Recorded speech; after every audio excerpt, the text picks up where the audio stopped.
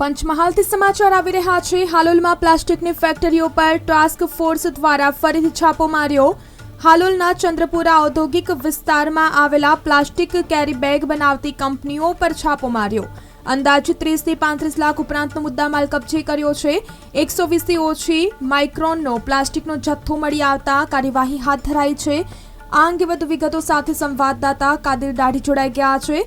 જી કાદિર, જણાવશો, હાલોલમાં પ્લાસ્ટિકની ફેક્ટરીઓ પર ફરીથી ટાસ્ક ફોર્સ દ્વારા છાપો મારવામાં આવ્યો છે। શું છે વધુ વિગતો? જે ચોક્કસથી માસૂમ વાત કરીએ તો હાલોલ ચંદ્રપુરા ઔદ્યોગિક વિસ્તારમાં આવેલ પ્લાસ્ટિકની કેરી બેગ બનાવતી કેટલીક ફેક્ટરીઓમાં આજે ફરીથી ટાસ્ક ફોર્સ દ્વારા છાપો મારીને મોટી માત્રામાં પ્રતિબંધિત સિંગલ યુઝ પ્લાસ્ટિક તેમજ પ્લાસ્ટિકના દાણાનો જથ્થો ઝડપી કાયદેસરની કાર્યવાહી હાથ ધરતા આ પ્રકારના વ્યવસાય સાથે સંકળાયેલા લોકોમાં ફફડાટ વ્યાપી જવા પામ્યો છે। આજે ગુરુવારના રોજ ફરીથી હાલોલના ચંદ્રપુરા ઔદ્યોગિક વિસ્તારમાં આવેલ પ્લાસ્ટિક કેરી બેગ બનાવતી કેટલીક ફેક્ટરીઓમાં છાપો માર્યો હતો, જેમાં 120 થી ઓછી માઇક્રોનનો જથ્થો મળી આવતા આ કાર્યવાહી કરવામાં આવી હોવાનું જાણવા મળ્યું છે।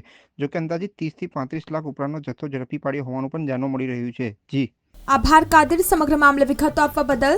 તો હાલોલના ચંદ્રપુરા ઔદ્યોગિક વિસ્તારમાં આવેલ પ્લાસ્ટિક કેરી બેગ બનાવતી કંપનીઓ પર છાપો માર્યો।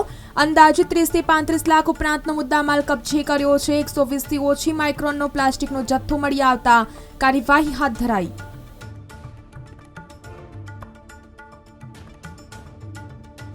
ચંદ્રપુરા જીઆઈડીસી ફેઝ 3 ખાતે ટાસ્ક ફોર્સની ટીમે કામગીરી ચાલુ કરી 2 યુનિટમાંથી પ્રતિબંધિત પ્લાસ્ટિક મળી આવે છે અને બાકીના 3 યુનિટને ચેક કરતાં તેમાં ફક્ત દાણા બનાવવાની ફેક્ટરી હતી અને બાકી બંધ થઈ ગયેલી ફેક્ટરી છે કે જ્યાં પ્રતિબંધિત પ્લાસ્ટિક ઉત્પાદન નથી થતું, એવી પણ ફેક્ટરી જોવામાં આવી છે।